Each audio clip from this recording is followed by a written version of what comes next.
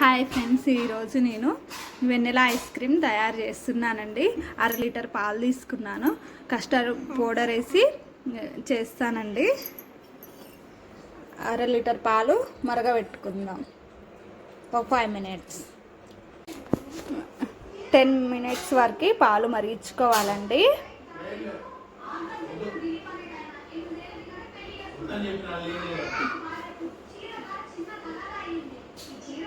మరిగించుకున్న తర్వాత 1/2 cup sugar వేస్తున్నానండి.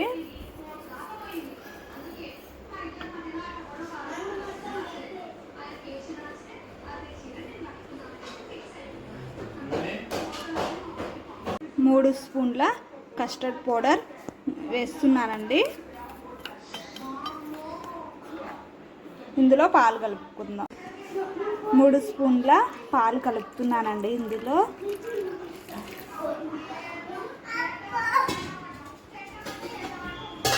ఎక్కడ ఉండలు లేకోకుండా మొత్తం కలుపుకోవాలి. ఈ పౌడర్ ఉండలు లేకుండా ఈ విధంగా మొత్తం కలుపుకోవాలి.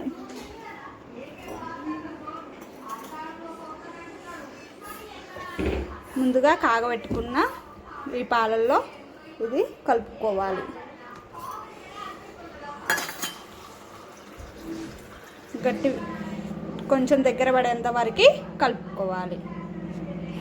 ఇదంతా దగ్గర పడ్డదండి. ఇంకా కొంచెం దగ్గర పడేంత వరకు కలుపుకుంటూ చేయాలి. కలుపుతూనే ఉండాలండి. వదిలేస్తే మొత్తం దగ్గర పడిపోతుంది. మొత్తం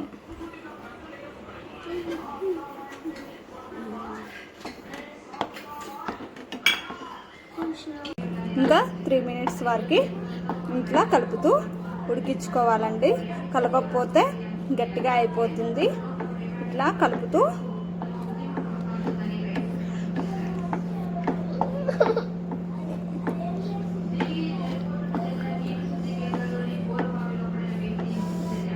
చేసుకోవాలి. ఇట్లా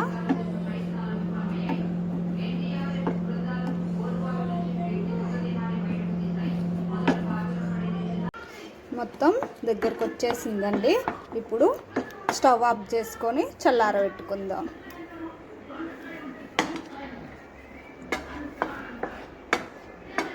చల్లారిందాక ఇలా కలుపుకుందాం. ఇలా వచ్చేంత వరకు ఉంచుకోవాలండి స్టవ్ పైన.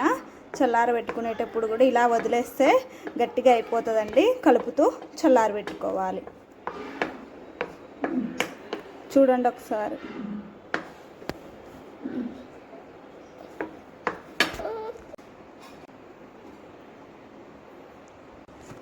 ఇది మొత్తం మిక్సీ జాలలో వేసుకొని మిక్సీ పట్టుకుందాం. ఈ మిశ్రమాన్ని మొత్తం ఇది మొత్తం మిక్సీ పాల మీద మీగడ 3 స్పూన్ల వరకు ఈ మిక్సీ జాలలో వేసుకుందాం.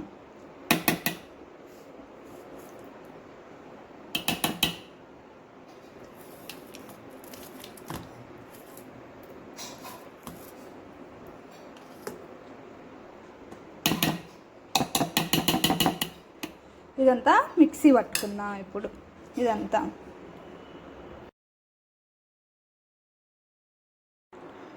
మిక్సీ పట్టుకున్నానండి. ఈ మిశ్రమాన్ని మొత్తం మిక్సీ పట్టుకున్నానండి.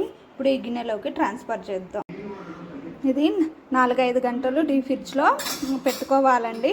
పెట్టుకున్న తర్వాత వెనిలా ఐస్ క్రీమ్ తయారైపోతుంది. ఒక 5-6 గంటలు ఫ్రిడ్జ్లో పెడదాం. ఐస్ క్రీమ్ రెడీ అయిపోయిందండి.